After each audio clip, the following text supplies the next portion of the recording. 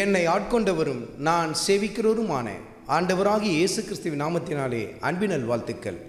கிறிஸ்து இயேசுவுக்குள் மிகவும் பிரியமான அன்பு சகோதர சகோதரிகளே, நீதிமொழிகளின் புத்தகத்தில் 17வது அதிகாரத்தில் 9வது வசனத்தின் முதல் பகுதியை குறித்து கொண்டு தியானித்து பாருங்கள். குற்றத்தை மூடுகிறவன் சிநேகத்தை நாடுகிறான் என்று சொல்லி எழுதப்பட்டிருக்கிறதை நீங்கள் பார்க்க முடியும். மற்றவர்கள் உங்களுக்கு விரோதமாய் செய்கிற காரியங்கள் அவைகளெல்லாம் நீங்கள் மிக அதிகமாய் பெரிதுபடுத்தி கொண்டே இருப்பீர்கள் என்று சொன்னால், நீங்கள் என்ன விரும்புகிறீர்கள் என்று சொன்னால் அவருடைய சிநேகத்தை நீங்கள் விரும்பவில்லை. கணவன் மனைவி மிக அருமையான ஒரு பந்தத்தை கர்த்தர் ஏற்படுத்தி வைத்திருக்கிறார். உங்கள் கணவன் செய்த குற்றத்தை, உங்கள் மனைவி செய்த குற்றத்தை மன்னித்து விடுங்கள். அது எதை காட்டுகிறது தெரியுமா? என் கணவனை நான் அதிகமாக நேசிக்கிறேன், என் மனைவியை நான் அதிகமாக நேசிக்கிறேன், அந்த ஸ்நேகத்தை நான் வாஞ்சிக்கிறேன், அதனால் இந்த குற்றத்தை நான் பெருசாக எடுத்துக்கல என்று சொல்லி மன்னித்து விடுங்கள் என்று சொல்லி கர்த்தருடைய ஆவியான சுட்டி காட்டுகிறார். சிறு வயதிலிருந்தே ரொம்ப அருமையாய் பிராண சிநேகிதர்களைப் போல நீங்கள் பழகி வந்திருப்பீர்கள். நல்ல அருமையான சிநேகிதர்களை கர்த்தர் உங்களுக்கு கொடுத்திருப்பார்.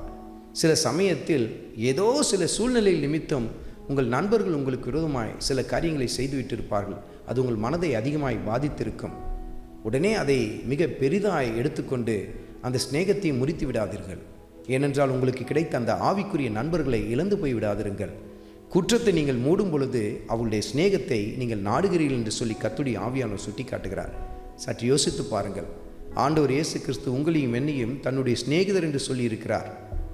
நாம் எவ்வளவு அதிகமாய் ஆண்டவர் இயேசு கிறிஸ்துக்கு விரோதமான காரியங்களை செய்திருக்கிறோம். ஆனால் நம் குற்றங்கள் எல்லாவற்றையும் தன்னுடைய இரத்தத்தினால் அவர் மூடவில்லை, மாறாக கழுவி விட்டார். பாருங்கள். அப்படி என்று சொன்னால் நம்முடைய சிநேகத்தை அவர் எவ்வளவு அதிகமாய் நாடுகிறார் என்பதை யோசித்து பாருங்கள். அருமையான மகனே, அருமையான மகளே, உன் மனைவியும் உனக்கு சிநேகிதி தான், உன் கணவனும் உனக்கு சிநேகிதன் தான், உன் உற்றார் உறவினர்கள் உனக்கு சிநேகிதர்கள் தான். இப்படி குற்றத்தை மன்னித்து விடு, மூடிவிடு. கர்த்தர் உன் வாழ்க்கையிலே மகிமைப்பட ஆரம்பிப்பார். அப்பொழுது அந்த இடத்திலே அருமையான ஒரு ஐக்கியத்தை நீங்கள் பார்க்க முடியும். அன்பின் ஐக்கியத்தை நீங்கள் பார்க்க முடியும். பாருங்கள், கர்த்தர் அங்கு ஆளுகை செய்ய ஆரம்பிப்பார். ஆண்டவராகிய இயேசு கிறிஸ்துவின் கிருபை உங்கள் அனைவரோடும் கூட இருப்பதாக. ஆமென்.